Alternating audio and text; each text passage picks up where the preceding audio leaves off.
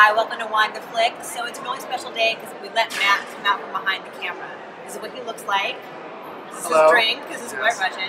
Cheers to you. Cheers to you. Happy to see you. Thank you. You. And behind the camera tonight is Matt's mom. Welcome. Hello. So we are at the Grove for the first time for one of these. To what we do, we go see a movie and we come out and have a glass of wine or whatever. We talk about it. So here we are. And so we're at the Grove Theater at the bar. Thank God there's now a bar at the Grove Theater. Thank God. And we just saw All the Money in the World. Yes. Which was more interesting now than it would have been before because Ridley Scott famously had to, or he chose to, recast Kevin Spacey, Christopher Plummer as John Paul Getty. Now, was it distracting at all for you? There was really only one shot that looked really uncertain.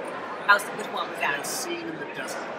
Okay. There was one shot of the desert that really looked like... Like face removal? No, it looked like they green screened him, like it looked quick and dirty green screen when it was like back in the 40s and you see it was like a younger J. Paul Getty signing the deal with the Bedouin, like this quick flashback and it just looked like, oh yeah, Christopher Plummer's not there in the desert. Like he didn't go out in that second. It looked off somehow. Yeah, but everything else looked pretty solid. I started to get to a point where thinking, okay, he's in a lot of this, and then I started looking at scenes like, well, where they're doing coverage shots where it's, you know, close-ups and then the other person. I thought, well, heck, half of this they could have shot without him anyway.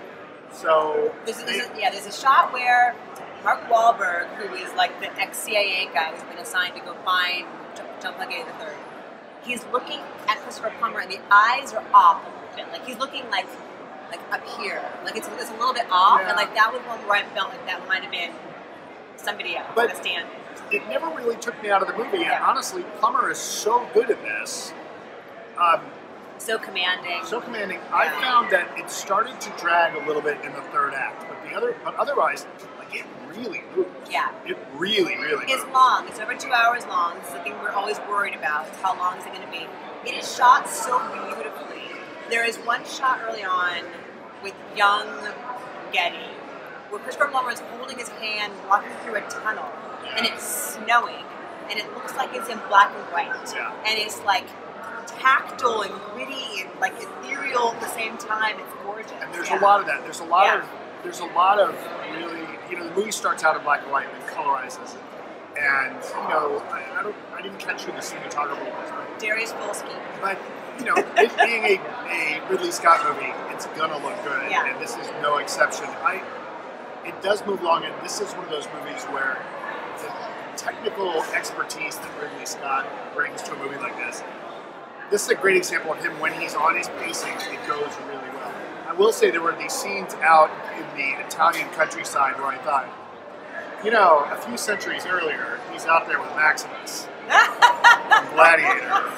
Oh yeah, he knows this area. Right? And it's then, like, oh, I need to go back to Italy. Can I come up with another movie to pay for my vacation? Any chance we'll do. And what's funny is when he chose to do these reshoots, with only like 6 weeks prior to the release date, everyone's thinking, you cannot pull this off. And he's like, oh, it's a few shots here and there. You plan it out, you shoot it, it's no big deal.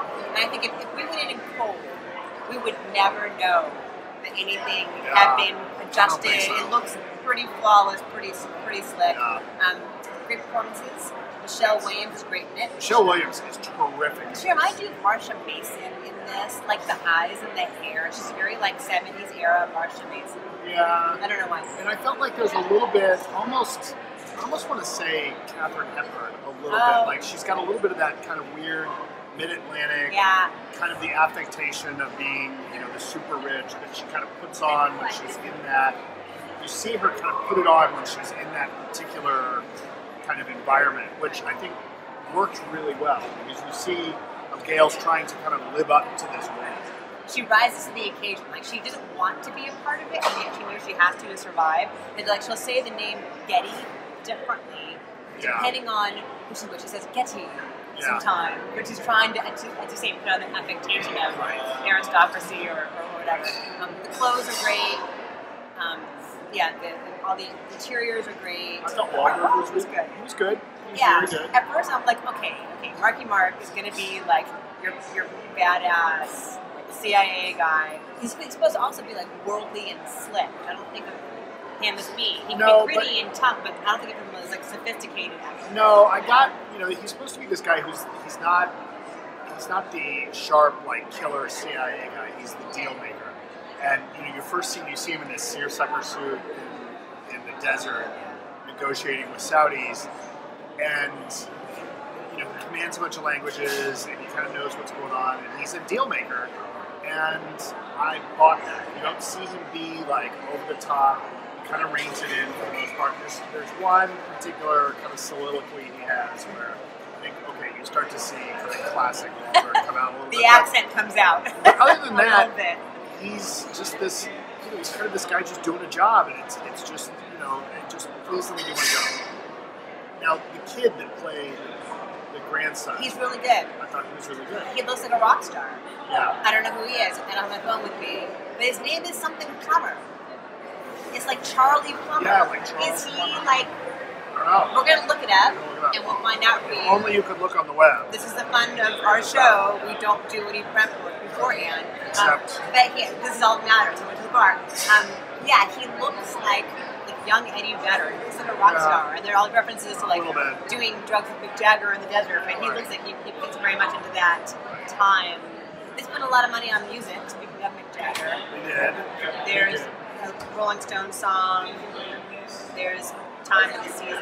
Yeah, Zombies. And then I'm fairly sure, I want to look it up, but I'm fairly sure that the score at the beginning, I suspect, I'm not sure that's an original score so much. It felt very symphonic, very dramatic, as if it would come from an opera or some classical piece, which I think would fit in with the way that Getty acquired art.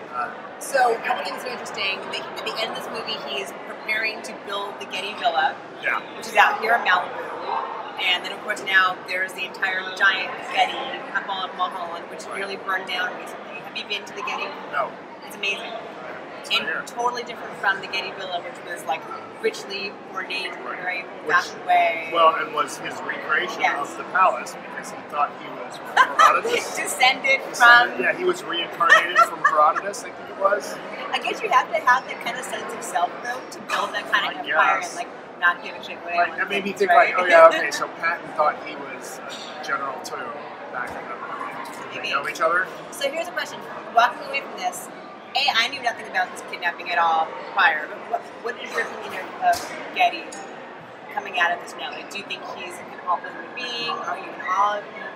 I feel very mixed about him and his instincts and his motivations. You realize that there's maybe some of the moments that come in something like There Will Be Blood. You see, oh, well, maybe that's where some of those guys came from. Look, a guy like Getty, to get where he is, you have to be pretty ruthless. You can't be ordinary. You can't be ordinary, but you're going to be ruthless. And my take on it is to hit that level of wealth and keep it, you got to pinch every penny. And you see that, right? There's the scene where he's doing his own laundry, and you're like, yeah, okay, that's how you hold on to it all. Like, you pinch every penny. But that's funny. That's funny, but then the way he saves money in other ways is like appalling. Like, this movie could have been 10 minutes long if he just paid the damn money. But he does not. Doesn't. For a million reasons. Well, but also... 4 million reasons. Right. for a lot of reasons, and I get it. People would still be... Where would it end, right? I mean, it's yeah. Because you put it at one point, I have 14 grandchildren. I would have 14 kidnapped grandchildren in ransom requests, right? Yeah, I mean, sure. The guy's a jerk. I'm not. It's not particularly cuddly. No. Yeah. Anyway. It's not the most loving portrait. No, not exactly. But you can go to the museum now and go look at his great art.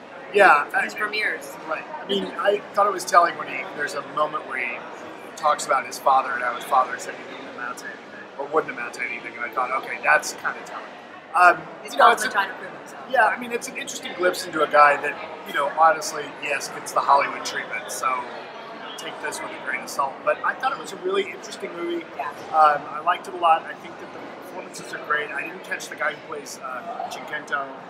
The Italian, Cinquanto. That guy's really good. Yeah, we'll look all this up for you. Yeah. Or you can yourself with the IMDb app on your phone. Maybe we'll know a little bit better when we review review it on Thursday. Which we're doing.